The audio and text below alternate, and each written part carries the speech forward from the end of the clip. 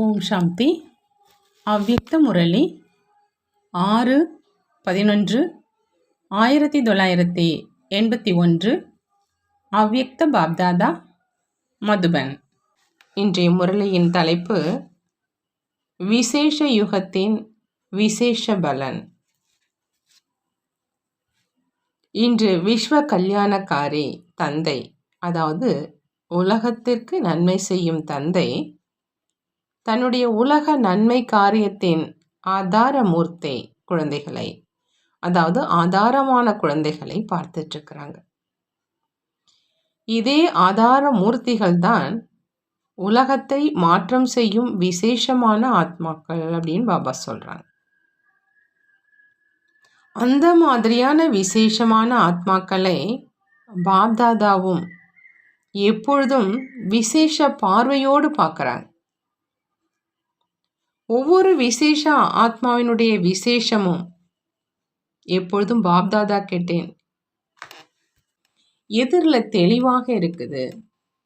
ஒவ்வொரு குழந்தையும் மகான் புண்ணிய ஆத்மாக்கள்னு பாபா சொல்றாங்க. புருஷோத்தமர் அப்படின்னா தேவ ஆத்மா, உலக மாற்ற காரியத்துக்கு பொறுப்பான ஆத்மாக்கள். நீங்கள் ஒவ்வொருவரும் தன்னை அந்த மாதிரி புரிந்து நடந்துக்கிறீங்களா அப்படின்னு கேட்குறாங்க பாபா. என்னவா இருந்தேன், இப்போ என்னவாக ஆயிட்டேன் அப்படிங்கிற இந்த மிகப்பெரிய வித்தியாசம் எப்பொழுதும் எதிரில் இருக்குதான்னு பாபா கேட்குறாங்க. இந்த வித்தியாசம் மகா மந்திரத்தின் சொரூபமாக இயல்பாகவே ஆக்கிடுது. அந்த மாதிரி அனுபவம் செய்கிறீங்களான்னு பாபா கேட்குறாங்க. எப்படி தந்தையினுடைய எதிரில் ஒவ்வொரு குழந்தையும் எப்பொழுதும் விசேஷ ஆத்மாவினுடைய ரூபத்தில் இருக்கிறாங்க, அதே மாதிரி நீங்கள் எல்லோருமே தன்னுடைய விசேஷத்தை மற்றும் அனைவருடைய விசேஷத்தையும் எப்பொழுதும் பார்க்குறீங்களான்னு கேட்குறாங்க பாபா. எப்பொழுதுமே சேற்றில் இருக்கும் தாமரையை பார்க்குறீங்களா, அல்லது சேறு மற்றும் தாமரை இரண்டையும் பார்க்குறீங்களான்னு கேட்குறாங்க. சங்கம யுகம் என்பது விசேஷமான யுகம். மேலும் இந்த விசேஷ யுகத்துல விசேஷ ஆத்மாக்கள் உங்கள் அனைவருக்குமே விசேஷ பங்கு இருக்குது. ஏன்னா நீங்கள் அனைவரும் பாப்தாதாவினுடைய சகயோகிகள். விசேஷ ஆத்மாக்கள் செய்யும் காரியம் என்ன? தன்னுடைய விசேஷம் மூலமா விசேஷ காரியத்துல இருப்பது. அதாவது தன்னுடைய விசேஷத்தை மனதில் மட்டும் அல்லது வாய் மூலம் மட்டும் வர்ணனை செய்யறது அல்ல, ஆனால் விசேஷத்தின் மூலமா ஏதாவது விசேஷ காரியம் செய்து காண்பிப்பது. இதுதான் விசேஷ ஆத்மாக்களினுடைய காரியம். எந்த அளவு தன்னுடைய விசேஷத்தை எண்ணம் மூலமா, சொல் மூலமா, செயல் மூலமா சேவையில ஈடுபடுத்துறீங்களோ அந்த அளவு அதே விசேஷம் வளர்ச்சி அடைந்து கொண்டே இருக்கும். சேவையில ஈடுபடுத்துவது அப்படின்னா ஒரு விதையிலிருந்து அநேக பழங்களை உருவாக்குவது.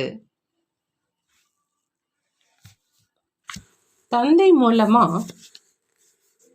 இந்த வாழ்க்கையில பிறப்புரிமையினுடைய ரூபத்துல எனக்கு என்ன விசேஷம் கிடைச்சிருக்குதோ அதை விதை ரூபத்துல மட்டும் வச்சிருக்கிறேனா, மேலும் விதையை சேவையின் நிலத்துல போட்டு விஸ்தரிப்பை அடைந்திருக்கின்றேனா, அதாவது தன்னுடைய சொரூபம் மற்றும் சேவையினுடைய சித்தி சொரூபத்தை அனுபவம் செய்கின்றேனா. பாப்தாதாவோ அனைத்து குழந்தைகளின் விசேஷத்தின் எதிர்காலத்தின் ரேகையை பிறந்த உடனேயே போட்டுட்டார்.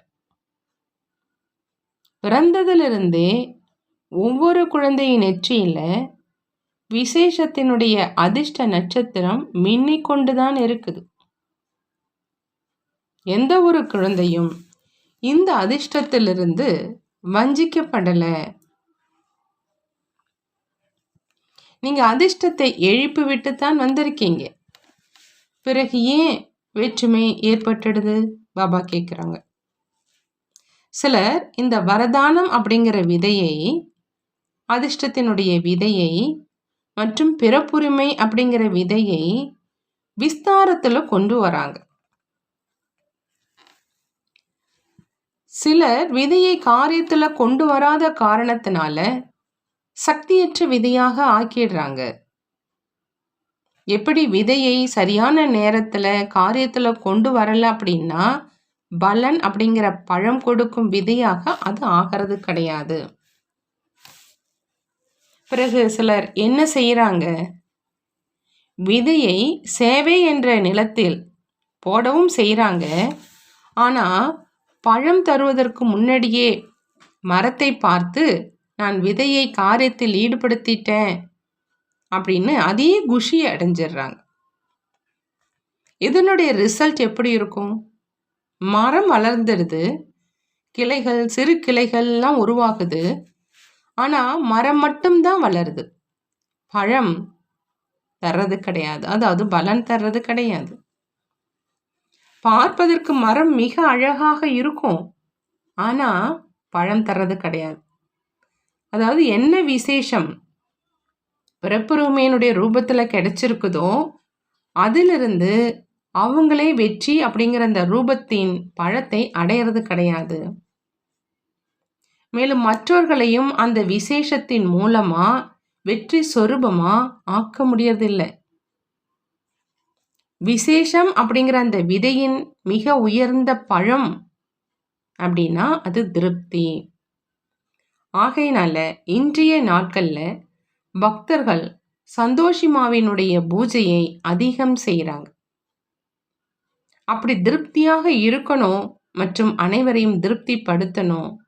இதுதான் விசேஷ யுகத்தின் விசேஷ பலன்னு பாபா சொல்றாங்க. நிறைய குழந்தைகள் அந்த மாதிரி பழம் கொடுப்பவர்களாக ஆகிறது இல்லைங்கிறாங்க பாபா. மரத்தை வளர வச்சே, அதாவது சேவையை விஸ்தாரம் செஞ்சிடுறாங்க.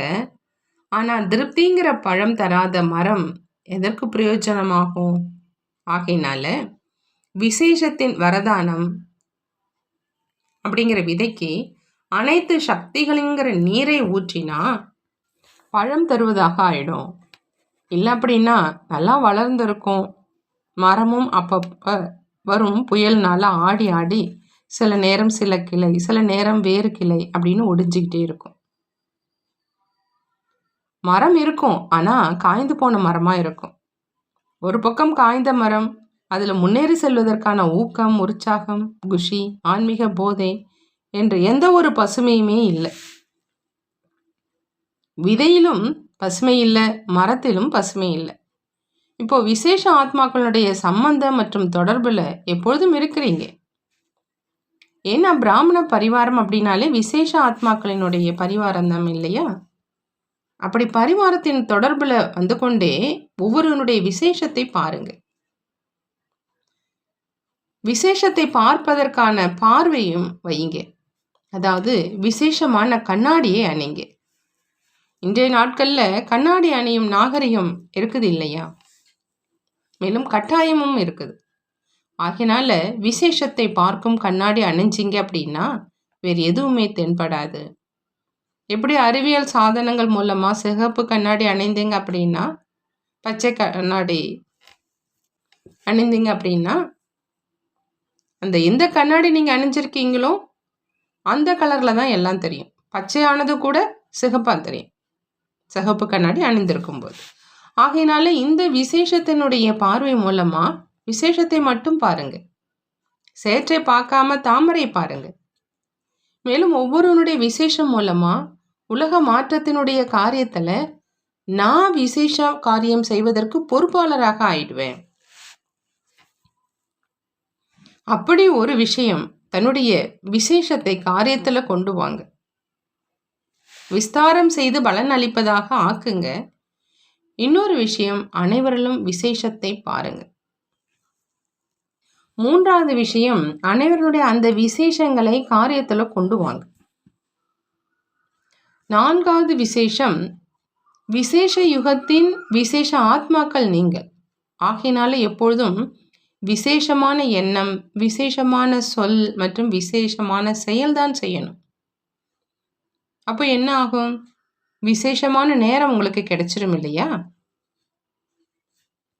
ஏன்னா விசேஷம் அப்படின்னு புரிஞ்சிக்காத காரணத்தினால தன் மூலமா தனக்கே வரும் தடை மற்றும் கூடவே தொடர்புள் வர்றதுனால வந்திருக்கும் தடைகள்ல அதிக நேரம் செல்லுது. ஏன்னா தன்னுடைய பலகீனம், மற்றவர்களுடைய பலகீனம், இவருடைய கதை மற்றும் கீர்த்தனை இரண்டும் மிக நீளமாக இருக்கும். இப்படி உங்களுடைய வாழ்க்கையினுடைய ஞாபகார்த்த கதையான ராமாயணத்தை பார்த்தீங்க அப்படின்னா கதை மற்றும் கீர்த்தனை இரண்டுமே மிக சுவாரஸ்யமானதாக மற்றும் நீளமாக இருக்கும். ஆனால் அதில் என்ன இருக்குது? விசேஷத்தை பார்க்காம பொறாமையில் வந்ததுனால எவ்வளோ நீளமான கீர்த்தனை மற்றும் கதை ஆயிடுச்சு. அப்படி விசேஷத்தை பார்க்காததுனால லட்சுமி நாராயணனுடைய கதைக்கு பதிலாக ராமரனுடைய கதையாக ஆயிடுது. மேலும் இதே கதை கீர்த்தனையில தன்னுடைய சேவையினுடைய நேரத்தை வீணாக இழக்கிறீங்க. இன்னும் மகிழ்ச்சியூட்டும் விஷயம் செய்கிறீங்க. தனியாக மட்டும் கீர்த்தனை கதை செய்யறது கிடையாது. ஆனால் கீர்த்தன் மண்டலியையும் தயார் செய்கிறீங்க. ஆகையினால இந்த வீணான கீர்த்தனை கதையிலிருந்து நேரம் மிச்சப்படுத்துவதின் காரணமா விசேஷ நேரமும் கிடைச்சிருது. அப்படி என்ன செய்ய வேண்டும், என்ன செய்யக்கூடாது புரிஞ்சுக்கிட்டீங்களா அப்படின்னு பாபா கேட்குறாங்க. எப்படி இன்றைய உலகத்தில் யாருக்காவது பக்தியினுடைய பலனை அடையுங்க, சகஜ ராஜயோகி ஆகுங்க அப்படின்னு சொன்னீங்க அப்படின்னா எதில் அதிக ஆர்வம் வைக்கிறாங்க? பக்தியினுடைய கதை கீர்த்தனையில் அதிக ஆர்வம் வைக்கிறாங்க இல்லையா? அது மனதை மகிழ செய்யும் விஷயம் அப்படின்னு நினைக்கிறாங்க. அதே மாதிரி சில விசேஷ ஆத்மாக்கள் கூட ராம கதையின் மண்டலியில் அல்லது கீர்த்தன் மண்டலியில் மிக மனமகிழ்வதற்கான விஷயம் இருக்குதுன்னு நினைக்கிறாங்க. அந்த மாதிரி நேரத்தில் அந்த ஆத்மாக்களிடம் இந்த கீர்த்தனை செய்வதை விடுங்க, அமைதியாக இருங்க அப்படின்னு சொன்னீங்கன்னா ஏற்றுக்கொள்ள மாட்டாங்க. ஏன்னா சமஸ்காரம் உருவாகி இருக்குது இல்லையா? இப்போ இந்த கீர்த்தன் மண்டலியை முடிவு கட்டுங்க. புரிந்ததா? விசேஷ ஆத்மாக்களினுடைய சபையில் அமர்ந்திருக்கீங்க. மேலும் குரூப்பும் விசேஷமானது. இருவர்களுமே ஆசனத்தில் அமர்ந்திருப்பவங்க தான். ஒன்று பிரவேசம் செய்த ஆசனம், இன்னொன்று ராஜ சிம்மாசனம். இது ராஜ்யத்தினுடைய சாவி கிடைப்பதற்கான ஆசனம், அதாவது கல்கத்தா. இது ராஜ்யம் செய்வதற்கான ஆசனம், அதாவது டெல்லி. அப்படி இரண்டுமே ஆசனமாக ஆயிடுச்சு இல்லையா?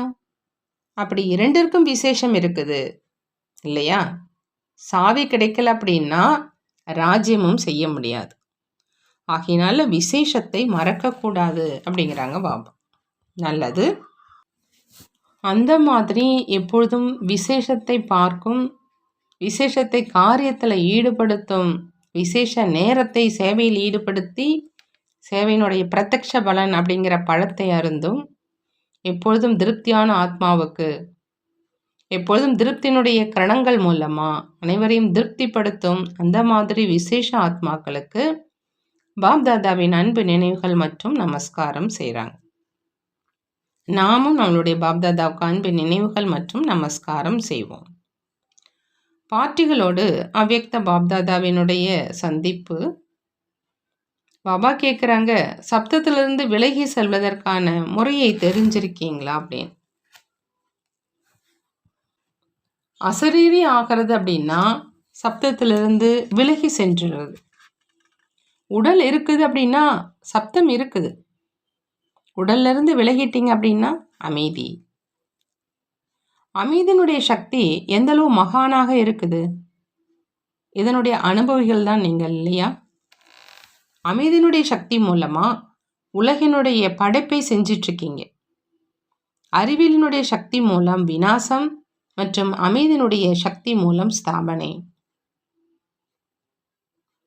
பாபா கேட்குறாங்க, நான் என்னுடைய அமைதியினுடைய சக்தி மூலமா ஸ்தாபனுடைய காரியம் செஞ்சிட்ருக்கேன் அப்படின்னு நினைக்கிறீங்களா? நான் தான் ஸ்தாபனை காரியத்துக்கு பொறுப்பாளராக இருக்கிறேன் அப்படின்னா நீங்கள் அமைதி ரூபத்தில் நிலைத்திருந்தாதான் ஸ்தாபனுடைய காரியம் செய்ய முடியும். ஒருவேளை நீங்களே குழப்பத்துல வரீங்க அப்படின்னா, ஸ்தாபனை காரியம் வெற்றி அடையவே முடியாது. உலகத்துல அனைத்தையும் விட மிக விருப்பமான ஒண்ணு அமைதி தான். இதுக்காக பெரிய பெரிய மாநாடுகளை எல்லாம் கூட்டுறாங்க. அனைவருடைய லட்சியமே அமைதியை பெறுவதுதான். இதுதான் எல்லாத்தையும் விட பெரியமானதாக இருக்குது மற்றும் இதுதான் சக்திசாலியானதா. மேலும் நீங்கள் அமைதியோ என்னுடைய இயற்கை குணம் அப்படின்னு நினைக்கிறீங்க. எவ்வளோ சப்தத்தில் வர்றது சுலபமாக இருக்கோ அந்த அளவு ஒரு நொடியில சப்தத்தை விட்டு விலகி செல்லணும். எதற்கான பயிற்சி இருக்குதா கேட்குறாங்க பாபா. நீங்க அமைதி சக்தியினுடைய அனுபவியான்னு கேட்குறாங்க. எப்படிப்பட்ட அமைதியற்ற ஆத்மாவுக்கும் சாந்த சொரூபமாக்கி சாந்தியினுடைய கிரணங்கள் கொடுத்தீங்க அப்படின்னா அசாந்தியானவரும் சாந்தியாக்கிடுவாங்க. சாந்தி சொரூபத்தில் இருப்பது அப்படின்னா அனைவருக்கும் சாந்தியினுடைய கிரணங்களை கொடுப்பது. பக்தர்கள் சாந்தி தேவா அப்படின்னு சொல்லி நினைவு செய்கிறாங்க இல்லையா. தேவன் அப்படின்னா கொடுக்கிறவங்க. எப்படி சாந்தியினுடைய வள்ளல் என்று தந்தையினுடைய மகிமை இருக்குது, அதே மாதிரி நீங்களும் சாந்தி தேவா, அதாவது பாபானுடைய குழந்தைகள் இல்லையா. இதுதான் அனைத்தையும் விட மிகப்பெரிய மகாதானம். எங்க அமைதி இருக்குமோ அங்க அனைத்து விஷயங்களும் இருக்கும். அப்படி நீங்கள் அனைவரும் சாந்தி தேவா, அமைதியற்ற சூழ்நிலையில் இருந்து கொண்டே தானும் சாந்த சொருபம் மற்றும் அனைவரையும் சாந்தமாக்க கூடியவங்க. எது பாப்தாதாவினுடைய காரியமோ அதுவே குழந்தைகளுடைய காரியம். பாப்தாதா அமைதியற்ற குழந்தைகளுக்கு அமைதி கொடுக்கறாங்க அப்படின்னா குழந்தைகளும் ஃபாலோ ஃபாதர் செய்யணும். பிராமணர்களுடைய தொழிலே இதுதாங்கிறாங்க பாபா. அடுத்து பாபா சொல்றாங்க, பிராமணர்களுடைய விசேஷ காரியம் ஞான சூரியனாக ஆகி முழு உலகத்துக்கும் அனைத்து சக்திகளுடைய கிரணங்களை கொடுப்பது. மாஸ்டர் ஞான சூரியனாகி முழு உலகத்துக்கும் அனைத்து சக்திகளினுடைய கிரணங்களை கொடுப்பது. இதுதான் பிராமணர்களுடைய விசேஷ காரியம். அனைவரும் உலகத்துக்கு நன்மை செய்பவராக ஆகி உலகத்துக்கு அனைத்து சக்தியினுடைய கிரணங்களை கொடுக்கிறீங்களா? நீங்கள் மாஸ்டர் ஞான சூரியன் இல்லையா. சூரியன் என்ன செய்து தன்னுடைய கிரணங்கள் மூலமா உலகை ஒளிமயமாக ஆக்குது. நீங்கள் அனைவரும் கூட மாஸ்டர் ஞான சூரியனாகி அனைத்து சக்திகளினுடைய கிரணங்களை உலகத்துக்கு கொடுத்துக்கிட்டே இருக்கீங்களா? முழு நாள்ல இந்த சேவைக்காக எத்தனை மணி நேரம் கொடுக்குறீங்க? பிராமண வாழ்க்கையில விசேஷ காரியமே இதுதான். மற்றவை ஒரு காரணத்திற்காக செய்யப்படுபவை. பிராமண வாழ்க்கை மற்றும் பிராமண ஜென்மம் கிடைத்திருப்பது எதற்காக? உலக நன்மை காரியம் செய்வதற்காக. அப்படின்னா எப்பொழுதுமே இந்த காரியத்துல பிஸியாக இருக்கீங்களா அப்படின்னு கேட்குறாங்க. யார் இந்த காரியத்துல முழுமையாக ஈடுபட்டிருக்காங்களோ அவங்க எப்பொழுதுமே தடையற்றவர்களாக இருப்பாங்க. எப்போ புத்தி ஒரு காரியம் செய்யாம வீணாக இருக்குதோ அப்போ தடை வருது. எப்பொழுதும் பிஸியாக இருந்தீங்க அப்படின்னா நீங்களே தடையற்றவராக மற்றும் மற்றவர்களுக்காகவும் விக்ன விநாசக், அதாவது தடைகளை அழிப்பவராக இருப்பீங்க. பாபா சொல்றாங்க, விக்ன விநாசக்கிடம் ஒரு பொழுதும் விக்னம் அதாவது தடை வர முடியாது. அடுத்து பாபா சொல்றாங்க, சங்கம யுகத்துல பிராமணர்களுடைய விசேஷ ஸ்தானம் பாப்தாதாவினுடைய இதய சிம்மாசன். பாபா கேட்குறாங்க, அனைவரும் தன்னை பாப்தாதாவினுடைய இதய சிம்மாசனதாரின்னு அனுபவம் செய்றீங்களா? அந்த மாதிரி சிரேஷ்டமான ஸ்தானம் இந்த முழு கல்பத்துல ஒருபொழுதுமே கிடைக்காது. சத்தியுகத்துல வைரம் பதித்த தங்க சிம்மாசனம் கிடைக்கும், ஆனா பாபாவினுடைய இதய சிம்மாசனம் கிடைக்காது. அப்படி பிராமணர்கள் நீங்கள் அனைவரையும் விட உயர்ந்தவர்கள் மற்றும் உங்களுடைய சிரேஷ்ட ஸ்தானம் இதய சிம்மாசனம். ஆகினால பிராமணர்களை உயர்ந்ததிலும் உயர்ந்த ஸ்தானமான உச்சி குடுமையாக காண்பிச்சிருக்கிறார். ஆகையினால பாபா சொல்றாங்க, உங்களுக்கு அந்த அளவுக்கு போதை இருக்கணும், இருக்குதான்னு கேட்குறாங்க. கிரீடம் இருக்குது, ஆசனம் இருக்குது, திலகம் இடப்பட்டு இருக்குது. நினைவு உள்ளவராக ஆகுங்க அப்படிங்கிற அழியாத திலகம் இடப்பட்டு இருக்குது இல்லையா? முழு கல்பத்துல என்ன மாதிரி வேற யாருமே இல்லை அப்படிங்கிற போதையிலேயே இருங்க. இந்த நினைவு தான் எப்பொழுதும் போதையில வைக்கும். மேலும் குஷியில ஆடிக்கொண்டே இருப்பீங்க. அடுத்து பாபா சொல்றாங்க, ஆன்மீக சேவாதாரியினுடைய கடமையே லைட் ஹவுஸ் ஆகி அனைவருக்கும் லைட் கொடுப்பது. எப்பொழுதுமே தன்னை லைட் ஹவுஸ் அப்படின்னு நினைக்கிறீங்களா? லைட் ஹவுஸ் அப்படின்னா ஜோதியினுடைய வீடு. அந்த அளவு அளவற்ற ஜோதி, அதாவது லைட் இருக்கணும். அதன் காரணமா உலகினுடைய லைட் ஹவுஸ் ஆகி எப்போதும் லைட் கொடுத்து கொண்டே இருக்கணும். லைட் ஹவுஸில் எப்போதும் லைட் இருக்கவே இருக்கும். அதனால்தான் லைட் கொடுக்க முடியுது. ஒருவேளை லைட் ஹவுஸ் அதுவே லைட் இல்லாமல் இருக்குது அப்படின்னா மற்றவங்களுக்கு எப்படி கொடுக்க முடியும்? வீட்டில் அனைத்து சாதனங்களும் ஒன்றாக இருக்கும். அப்படி இங்கேயும் லைட் ஹவுஸ் அப்படின்னா எப்பொழுதும் லைட் சேமிப்பாகி இருக்கணும். லைட் ஆகி லைட் கொடுப்பது தான் பிராமணர்களுடைய தொழில். உண்மையான ஆன்மீக சேவாதாரிகள் மகாதானி, அதாவது லைட் ஹவுஸாக இருப்பாங்க. வள்ளலினுடைய குழந்தைகள் வள்ளலாக இருப்பாங்க. பெறுபவர்களாக மட்டும் இல்லாமல் கொடுப்பவர்களாகவும் இருப்பாங்க. எவ்வளோ கொடுப்பீங்களோ அந்த அளவு இயல்பாகவே அதிகரிச்சுட்டே இருக்கும். அதிகரிப்பதற்கான வழியை தான் கொடுப்பதுங்கிறாங்க பாபா. அடுத்து பாபா சொல்றாங்க, அனைத்து வரதானங்களினால் நிரம்பியவர் ஆவதற்கான காலம் இந்த சங்கமேகம்தான். இந்த உயர்ந்த காலத்தின் மகத்துவத்தை மற்றும் காலத்தினுடைய வரதானத்தை தெரிஞ்சிருக்கீங்க இல்லையா? முழு கல்பத்துடைய வரதானி காலம் எது அப்படின்னா இந்த சங்கமயுகம் தான். அப்படின்னா இந்த வரதான காலத்தின் தன்னை வரதானங்கள்லாம் நிரம்பியவராக ஆக்கியிருக்கீங்களா அப்படின்னு பாபா கேட்குறார். ஏன்னா உருவாக்குபவர் மூலமா வரதானங்களுடைய களஞ்சியம் நிரம்பியும் இருக்குது, மேலும் திறந்ததாகவும் இருக்குது. யார் எவ்வளவு விரும்புகிறீங்களோ அந்த அளவு தன்னை அனைத்தும் நிரம்பியவராக ஆக்க முடியும். அந்த மாதிரி நிரம்பியவராக ஆக்கியிருக்கீங்களா அப்படின்னு கேட்குறாங்க பாபா. சிறிதளவு பொக்கிஷம், அந்த சிறிதளவிலேயே திருப்தி ஆகாதீங்க. பெறுவது அப்படின்னா சிறிதளவு கிடையாது, முழுமையாக பெறணும். யார் அதிகாரி ஆத்மாக்களாக இருப்பாங்களோ அவங்க சிறிதளவில் குஷி அடைய மாட்டாங்க. ஆகணும் அப்படின்னா நம்பர் 1 ஆகணும், பெறணும் அப்படின்னா முழுமையாக பெறணும். அதே மாதிரி லட்சியம் மற்றும் லட்சணம் இரண்டும் சமமாக இருக்கட்டும். எப்பொழுதும் ஒவ்வொரு விஷயத்தினுடைய சமநிலை மூலமாகத்தான் தந்தை மூலமாகவும் பிறர் அனைவர் மூலமாகவும் ஆசீர்வாதம் கிடைச்சிக்கிட்டே இருக்கும் மற்றும் ஆனந்தம் நிறைந்த வாழ்க்கை உருவாகிடும். பேலன்ஸ் வச்சு பிளஸ்ஸிங் பெறுவது மற்றும் பிளஸ்ஸிங் கொடுப்பது அப்படிங்கிற இந்த முக்கியமான பரிசை மதுபனிலிருந்து பெற்று செல்லணும். இதுதான் இங்கே உள்ள புத்துணர்வுங்கிறாங்க பாபா. நல்லது. பாபா வரதானம் கொடுக்குறாங்க. மன்மனா பவ அப்படிங்கிற விதி மூலமா மன ரசனையின் நிலையை அனுபவம் செய்யும் மற்றும் செய்விக்கும் அனைத்து பந்தனங்களிலிருந்து விடுபட்டவராகுக.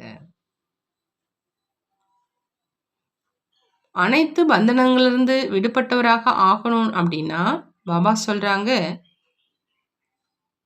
மன்மனா பவ அப்படிங்கிற அந்த விதி மூலமா மன ரசனையினுடைய நிலையை அனுபவம் செய்யணும் மற்றும் மற்றவங்களுக்கும் செய்விக்கணும். அப்பதான் அனைத்து பந்தனங்களிலிருந்து விடுபட்டவங்களாக ஆகலாம்.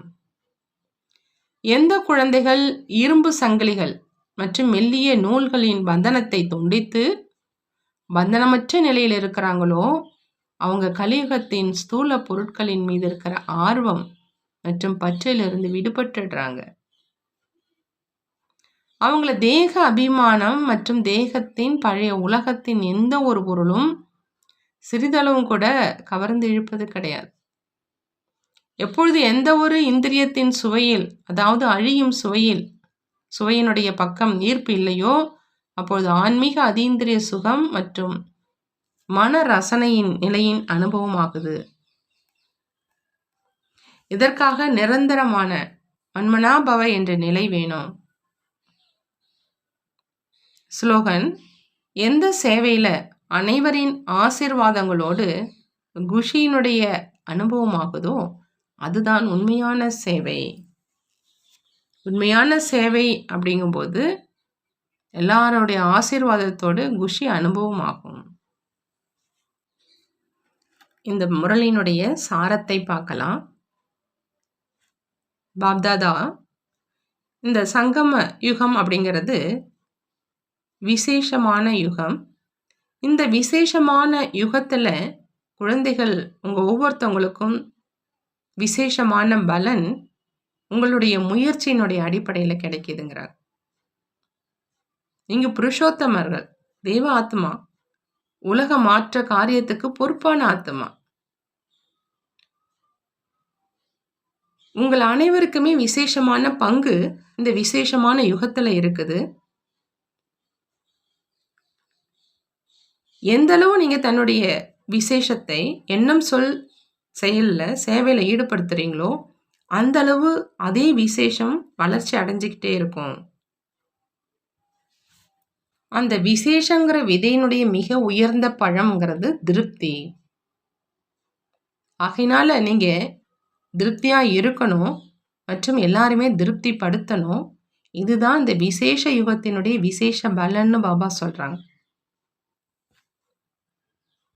அப்படி திருப்தியை கொடுக்கல அப்படின்னா திருப்தி கொடுக்காத அந்த மரம் பிரயோஜனமே கிடையாது. ஆகையினால இந்த விசேஷத்தின் வரதானம் விதைக்கு அனைத்து சக்திகளினுடைய நீரை ஊத்துங்க. அப்போ அது பழம் தருவதாக ஆயிடும். பாபா சொல்றாங்க, பரிவாரத்தின் தொடர்புல வந்துட்டே நீங்க ஒவ்வொருத்தவங்களுடைய விசேஷத்தை பாருங்க. விசேஷமான கண்ணாடியை அணைஞ்சு விசேஷத்தை பார்ப்பதற்கான பார்வையை வைங்கிறாங்க. நீங்க பொறுப்பாளர். ஒவ்வொருவனுடைய விசேஷம் மூலமா உலக மாற்றத்தினுடைய காரியத்துல நான் விசேஷ காரியம் செய்வதற்கு பொறுப்பாளர் அப்படிங்கிறத நீங்க உணரணும். அதுக்கு முதல்ல ஒரு விஷயம் தன்னுடைய விசேஷத்தை காரியத்துல கொண்டு வரணும். அந்த விஸ்தாரம் செஞ்சு பலன் அளிப்பதாக ஆக்கணும். இன்னொன்னு எல்லார்கிட்டையும் விசேஷத்தை பார்க்கணும். அடுத்து மூணாவது எல்லாருடைய அந்த விசேஷங்களை காரியத்துல கொண்டு வரணும். நான்காவது நீங்க இந்த விசேஷமான யுகத்தினுடைய விசேஷமான ஆத்மாக்கள். ஆகையினால எப்பொழுதுமே விசேஷ எண்ணம், விசேஷ சொல், விசேஷ செயல் செய்யணும். அப்போ என்ன ஆகும்? விசேஷ நேரம் தானே உங்களுக்கு கிடைக்கும். நீங்க ஸ்தாபன காரியம் செய்யக்கூடிய ஆத்மாக்கள். அதனால குழப்பத்துல இருக்கக்கூடாது. இந்த ஸ்தாபனை காரியம் வெற்றி அடையணும் அப்படின்னா அமைதியினுடைய ரூபத்தில் நிலைத்திருக்கணும். அமைதியற்ற ஆத்மாக்களுக்கு சாந்த சொரூபமாக ஆகி சாந்தியினுடைய கிரணங்களை நீங்க கொடுத்தீங்க அப்படின்னா அப்படி அசாந்தியாக இருக்கிறவங்களும் சாந்தியாக ஆயிடுவாங்க. ஆக நீங்க சாந்தி சொரூபத்துல இருந்து சாந்தியினுடைய கிரணங்களை கொடுக்கணும். சாந்தி சொரூபமா இருக்கிறது அப்படின்னா எல்லாருக்குமே சாந்தியினுடைய கிரணங்களை கொடுப்பதுன்னு அர்த்தம். பாப்தாதா என்ன காரியம் செய்யறாங்களோ அதுதான் குழந்தைகளுடைய காரியம். பாப்தாதா அமைதியற்ற ஆத்மாக்களுக்கு அமைதி கொடுக்கறாங்க. ஆகையினால குழந்தைகள் நீங்களும் அந்த காரியம்தான் செய்யணும் அப்படிங்கிறாங்க பாபா. உங்களுடைய விசேஷமான காரியம் மாஸ்டர் ஞான சூரியனாக ஆகி முழு உலகத்துக்கும் அனைத்து சக்தியினுடைய கிரணங்களை கொடுக்கணும். யார் இந்த காரியத்தை செய்யறாங்களோ அவங்க முழுமையா தடையற்றவர்களாக இருப்பாங்க. மற்றவங்களையும் தடையற்றவர்களாக ஆக்குவாங்க. இந்த சங்கமேகத்துல பிராமணர்களுடைய விசேஷமான ஸ்தானம் எது அப்படின்னா பாப்தாதானுடைய இதய சிம்மாசனம். இதே மாதிரி சிரேஷ்ட ஸ்தானம் ஒரு பொழுதுமே கிடைக்காது. சத்தியுகத்துல கூட வைரம் பதித்த தங்க சிம்மாசனம் கிடைக்கும். ஆனா இந்த பாபானுடைய இதய சிம்மாசனம் எப்பொழுதுமே கிடைக்காது. பிராமணர்கள் நீங்க எல்லாரையும் விட உயர்ந்தவர்கள். உங்களுடைய சிரேஷ்ட ஸ்தானம் பாபானுடைய இதய சிம்மாசனம். ஆகையினால்தான் பிராமணர்களை உயர்ந்ததிலும் உயர்ந்த ஸ்தானமான உச்சி குடிமை காமிச்சிருக்கிறாங்க. உங்களுக்கு அப்ப அந்த அளவுக்கு போதை இருக்கணும், நான் பாபாவினுடைய இதய சிம்மாசனதாரி அப்படின்னு. சொல்றாங்க, நீங்க ஆன்மீக சேவாதாரி. உங்களுடைய கடமை என்ன அப்படின்னா, லைட் ஹவுஸ் ஆகி எல்லாருக்குமே லைட்டு கொடுக்கணும். லைட் ஹவுஸ் அப்படின்னா ஜோதியினுடைய வீடு. அந்த அளவு அளவற்ற ஜோதி இருக்கணும். அப்படி லைட் ஹவுஸ் ஆகி எப்பொழுதுமே லைட்டை கொடுத்துக்கிட்டே இருக்கணும். லைட் ஹவுஸ்ல எப்பொழுதுமே லைட் இருக்கும் இல்லையா? ஆகையினால்தான் லைட் கொடுக்க முடியுது. ஒருவேளை லைட் ஹவுஸ் அதுவே லைட் இல்லாம இருந்தா மற்றவங்களுக்கு எப்படி கொடுக்க முடியும்? ஆகையினால பாபா சொல்றாங்க, பிராமணர்கள் உங்களுடைய தொழிலே லைட் ஹவுஸ் ஆகி லைட் கொடுப்பது தான். ஆகையினால ஆன்மீக சேவாதாரிகள் மகாதானியாக இருக்கணும், லைட் ஹவுஸ் ஆக இருக்கணுங்கிறாங்க. அடுத்து இந்த சங்கமயுக காலம் எல்லா வரதானங்களினால நிரம்பியவர்களாக ஆகக்கூடிய காலம். நீங்க இந்த உயர்ந்த காலத்தினுடைய மகத்துவத்தை தெரிஞ்சுக்கணும். இந்த காலத்தினுடைய வரதானத்தை தெரிஞ்சுக்கணும். முழு கல்பத்திலுமே இந்த வரதானி காலங்கிறது சங்கம யுகம்தான். ஆகையினால அப்படிப்பட்ட இந்த சங்கம யுகத்துல வரதானி காலத்துல தன்னை வரதானங்கள்னால் நிரம்பியவராக ஆக்கிக்கணும் நீங்க. ஏன் அப்படின்னா, உருவாக்குவர் மூலமா வரதானங்களுடைய களஞ்சியம் நிரம்பி இருக்குது, திறந்து இருக்குது. யார் எவ்வளவு விரும்புறீங்களோ அந்த அளவு தன்னை எல்லாமே நிறைந்தவராக நீங்க ஆக்கிக்க முடியும். நம்பர் 1 ஆகணும். பெறணும் அப்படின்னா முழுமையாக பெறணும். அந்த மாதிரி லட்சணம் ரெண்டுமே சமமாக இருக்கணும். எப்பொழுதுமே ஒவ்வொரு விஷயத்தினுடைய சமநிலை மூலமாகத்தான் தந்தை மூலமாகவும் பிறர் அனைவர் மூலமாகவும் ஆசீர்வாதங்கள் கிடைச்சிக்கிட்டே இருக்கும். அப்பேற்பட்ட அந்த ஆனந்தம் நிறைந்த வாழ்க்கை உருவாகிடும். பாபா சொல்றாங்க, மதுபன்ல இருந்து இந்த பரிசை நீங்க பெற்றுட்டு போகணும். அதாவது சமநிலை வச்சு ஆசீர்வாதத்தை பெறணும் மற்றும் ஆசீர்வாதத்தை கொடுக்கணும். இதுதான் முக்கியமான பரிசு. இந்த பரிசை மதுபன்ல இருந்து நீங்க பெற்றுட்டு போகணும். இதுதான் உங்களுக்கு இங்க கிடைக்கக்கூடிய புத்துணர்வு அப்படிங்கிறாங்க. பந்தனத்திலிருந்து விடுபடணும் அப்படின்னா மன்மனா பவங்கிற விதி மூலமா மனரசனுடைய நிலையை நீங்க அனுபவம் செய்து செய்விக்கணும் அப்படிங்கிறாங்க வரதானத்துல. உண்மையான சேவை என்னன்னு பாபா சொல்றாங்க ஸ்லோகன்ல, எல்லோருடைய ஆசீர்வாதங்களோடு நீங்க குஷியினுடைய அனுபவம் செய்யணும். இதுதான் உண்மையான சேவைங்கிறாங்க. நல்லது. ஓம் சாந்தி. நன்றி பாபா, நன்றி.